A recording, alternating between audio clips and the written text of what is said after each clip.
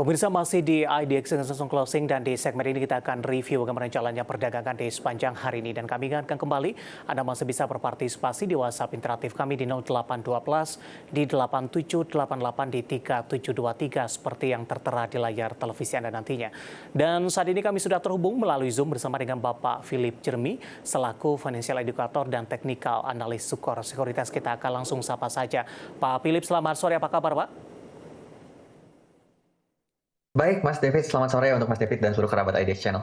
Terima kasih Pak Philip sudah meluangkan waktu di IDX Channel. Hari ini indeks harga saham gabungan lebih dominan bergerak di zona hijau. Level 69 tampaknya semakin kokoh meskipun beberapa menit jelang penutupan sesi kedua penguatan lebih ke arah terbatas ini. Dari sisi bursa global, Wall Street juga ditutup menguat, Asia juga dan regional juga mengalami penguatan. Dari sisi teknikal, Pak Philip, bagaimana Anda melihat pola pergerakan indeks harga saham gabungan di sepanjang perdagangan hari ini?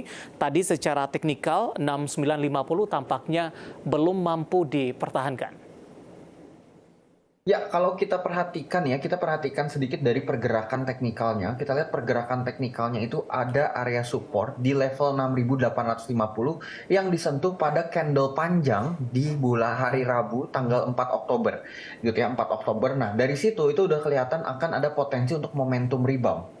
Nah, hari ini terjadi rebound meskipun tidak berhasil tutup di atas area 6950. Kita perhatikan memang targetnya itu bukan di 6950 namun tutup di 6964 sampai 6965. Ya, 6965 lah kita katakan ya, karena ini area level resistance yang sudah ditetapkan oleh IHSG. Kita perhatikan memang di atas, kalau mau lebih mantap, 6970. Jadi selama kita melihat masih di bawah 6970, kita perhatikan kemungkinan pergerakannya masih akan cukup terbatas. Meskipun hari ini kita melihat sudah ada pola potensi pembalikan, kemungkinan area yang akan dituju pertama itu ke close di atas 6970. Baik, sepanjang pekan ini dengan menyisakan beberapa hari perdagangan ke depan, Pak Philip, bagaimana arah pergerakan indeks harga saham gabungan di satu sisi di tengah memanasnya kondisi geopolitik di Timur Tengah, kemudian juga The Fed masih hawkish, para investor juga menunggu data inflasi Amerika Serikat di Kamis pekan ini. Ya, berdasarkan tadi ya, semua faktor yang disebutkan, ada beberapa yang menjadi mixed signal nih untuk si IHSG. Kalau kita perhatikan politik masalah geothermal ya, politik geothermal tadi, kita perhatikan memang di situ ada sentimen bagus nih untuk beberapa saham sektor komoditas kita. Hari ini kita lihat beberapa komoditas hari ini melonjak naik. Penyebabnya adalah tadi karena ada perang di Israel. Dengan adanya perang di Israel itu akan membuat menarik harga, khususnya harga minyak ya. Harga minyak ini akan menjadi naik dan itu bisa menjadi salah satu pendorong IHSG. Namun kita harus perhatikan juga in the bigger picture, kita memang memperhatikan bahwa si IHSG itu kalau kita perhatikan memang sangat tergantung sekali dengan inflation rate dan kita perhatikan juga dengan nanti kenaikan suku bunga Amerika Serikat. Nah, dengan demikian pergerakan IHSG menurut saya akan cukup terbatas. Sudah kita perhatikan tren dari bulan ini ya, dari bulan September menuju Oktober, kemungkinan akan menyentuh tipis-tipis di harga 7.000, di atas 7.000, namun kemudian akan kembali terkoreksi ke area level support 6.850-an. Jadi menurut saya akan cukup terbatas. Baik, kondisi berbeda Pak Philip terjadi pada pergerakan nilai tukar rupiah terhadap dolar Amerika Serikat.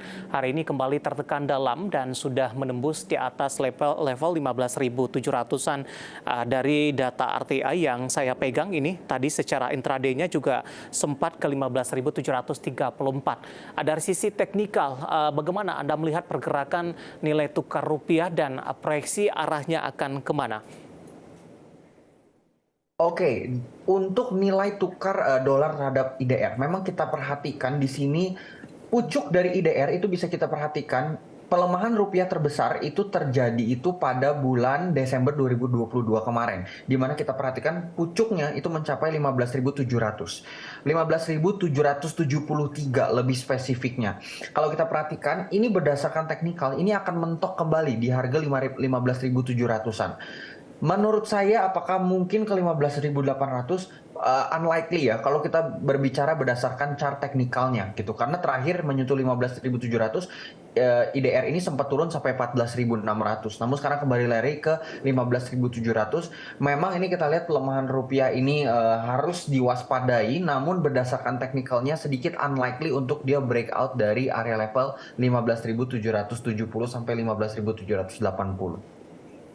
Baik, untuk jangka pendek dan menengah, ruang pelemahan akan kemana, Pak Philip? Kemudian, adakah potensi pembalikan arah penguatan untuk pergerakan rupiah terhadap dolar Amerika Serikat? Ya, kalau kita perhatikan ya, untuk potensi pelemahan, kita bisa lihat sedikit. Maaf nih ya, chartnya ada isu.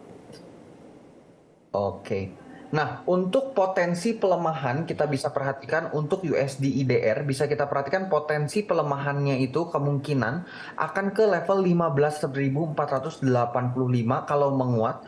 Kalau kembali melanjutkan pelemahan ya tadi area resistensinya itu di level 15.780. Tapi harapannya adalah dia akan menguat ya. Rupiah ini akan reversal menguat ke 15.480 berdasarkan chart historical USD ADR. Baik, dengan sentimen pelemahan nilai tukar rupiah terhadap dolar Amerika Serikat ini, menambah tidak Pak dari sentimen yang akan membayangi pergerakan indeks harga saham gabungan ke depannya, terutama dari beberapa sektor yang cukup diuntungkan ataupun beberapa sektor yang justru dirugikan dengan kondisi pelemahan nilai tukar rupiah ini? Ya, kebanyakan sektor itu akan diuntungkan ya kalau kita perhatikan karena memang kita banyak melakukan kegiatan ekspor. Apalagi kita ini memang negara yang sangat bergantungan kepada komoditas. Jadi ketika ada pelemahan rupiah, kita bisa memperhatikan saham-saham yang memang melakukan banyak ekspor khususnya di komoditas. Contohnya seperti batu bara, banyak sekali perusahaan batu bara kalau teman-teman perhatikan even dari laporan keuangan pun menggunakan US dollar. Dengan adanya penguatan US dollar itu akan memperbaiki earnings dari perusahaan-perusahaan tersebut. Jadi bisa jadi pelemahan ini justru akan berdampak bagus terhadap IHSG kita karena memang banyak didominasi oleh saham-saham komoditas. Baik, kita ke saham-saham yang cukup diuntungkan, terutama berbasis ekspor dari komoditas, terutama dari sisi batu bara. Seberapa besar dampak ke depannya ketika pelemahan rupiah terhadap dolar Amerika Serikat ini masih terus berlanjut, Pak Philip? Ya, ini akan cukup besar ya, karena kalau kita bicarakan ini memang kalau untuk kita mungkin perbedaannya beberapa ratus perak, tapi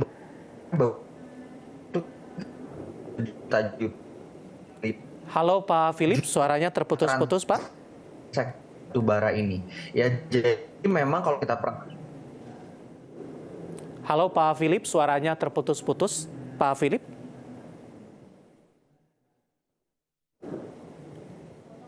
Ya, terganggu sinyal. Tadi sudah disampaikan oleh Bapak Philip Jeremy terkait juga dengan pelemahan nilai tukar rupiah terhadap dolar Amerika Serikat.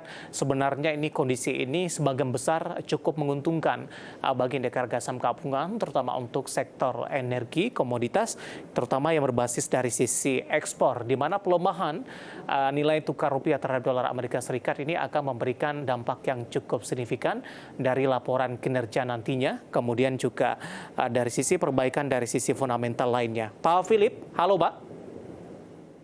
Ya, halo. Ya, tadi sempat terputus.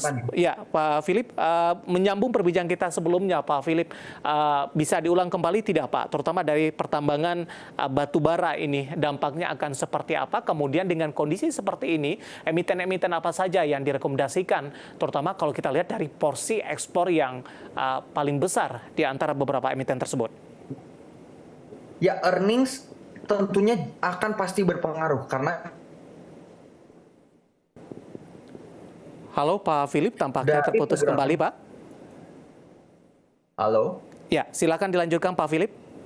Ya, kalau kita lihat dari pergerakan harga USD berbanding IDR itu kita perhatikan rally-nya itu dari 14.400 sampai sekarang di angka 15.700. Tentunya itu pasti akan berdampak terhadap earnings. Ya, akan berdampak terhadap earnings apalagi dengan perusahaan-perusahaan yang memang kita perhatikan dominan sekali di bagian ekspornya. Banyak sekali ya yang dominan di bagian ekspor. Beberapa yang kita bisa perhatikan, yang pertama itu ada Adaro, kemudian kita perhatikan juga ada ITMG, dan kemudian kita perhatikan juga juga ada dari third linernya kita perhatikan memang ada saham Bumi juga. Ya ini beberapa saham-saham yang akan terdampak positif oleh pelemahan rupiah ini karena kegiatan ekspor yang begitu signifikan. Karena memang, sorry, perlu diingat bahwa semua sektor di batu bara ini melakukan mayoritas bisnisnya ekspor kecuali PTBA karena PTBA adalah supplier tenaga listrik kita di Indonesia, makanya mereka punya standby buyer, oleh sebab itu mereka tidak akan begitu terpengaruh oleh kenaikan exchange rate. Baik, ini akan berpengaruh kepada laporan kinerja kuartal ketiga, kuartal keempat, atau secara full year nantinya di 2023, Pak Philip? Menurut saya akan berpengaruh, kita akan memperhatikan perubahan besarnya itu di kuartal keempat menurut saya. Kuartal keempat termasuk juga dengan angka full year-nya.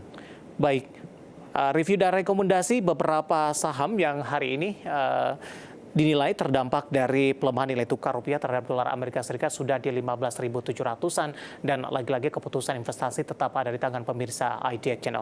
Pak Philip, kita hold terlebih dahulu. Saya akan coba sampaikan update penutupan indeks harga saham gabungan di sesi kedua hari ini dan juga beberapa data perdagangan lainnya yang berhasil dihimpun oleh tim redaksi kami.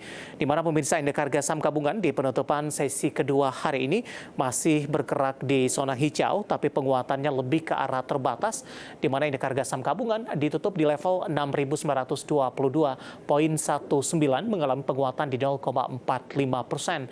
Trading volume, trading value, dan juga trading frekuensi masih berjalan sampai sejauh ini. Kemudian juga ada beberapa deretan saham top gainers dan top frekuensi ini. Di mana untuk top frekuensi ada PGEO, Inet, BBCA, BRPT, dan juga GTRA. Dan juga untuk top 5 gainersnya adalah SEMA, Fire, City, dan juga ada Unique ini. Di mana level tertinggi hari ini di 6.954, level terendah di 6.907,616. Dan untuk lebih detailnya, saya akan coba mengajak Anda untuk menyimak beberapa data perdagangan lainnya yang berhasil dihimpun oleh tim redaksi kami. Langsung saja kita ke grafis yang pertama, pemirsa. Kita akan coba lihat update penutupan beberapa indeks lainnya seperti MNC 36 menguat di 0,53%, Jakarta Islamic Index melemah di 0,32%, LQ45 juga menguat di 0,19%. Selanjutnya rotasi pergerakan sektoral di penutupan sesi kedua hari ini. Infrastruktur menguat signifikan di 3,21%, energi juga menguat di 0,90%, kesehatan hari ini koreksi cukup dalam di 0,74%, transportasi dan logistik juga melemah di 0,37%. Selanjutnya saham-saham yang mengalami penguatan signifikan yang masuk ke dalam deretan top gainers, pemirsa. Dari perbankan Big Cap, BMRI ditutup di level 6.000, BBNI juga menguat di 5.200, ini sudah kembali ke 5.200 pasca stock split dilakukan. Inet juga menguat di 208, Adaro Mineral hari ini juga menguat cukup signifikan di 1.335. Selanjutnya saham-saham yang mengalami koreksi yang cukup dalam dan menjadi pemberat untuk indeks harga saham gabungan. BBCA tertekan ke 8.925 setelah sehari sebelumnya BBCA menguat sendirian jika dibandingkan dengan beberapa perbankan Big Cap lainnya. BRPT hari ini masih melanjutkan pelemahan di 1.185, Astra International juga melemah di 6.050 ini, tertekan cukup dalam. PGO juga melemah di 1.475. Updatean penutupan perdagangan di sesi kedua dan beberapa data perdagangan lainnya, dan semoga bisa menjadi referensi untuk Anda terutama dalam menghadapi perdagangan di keesokan harinya.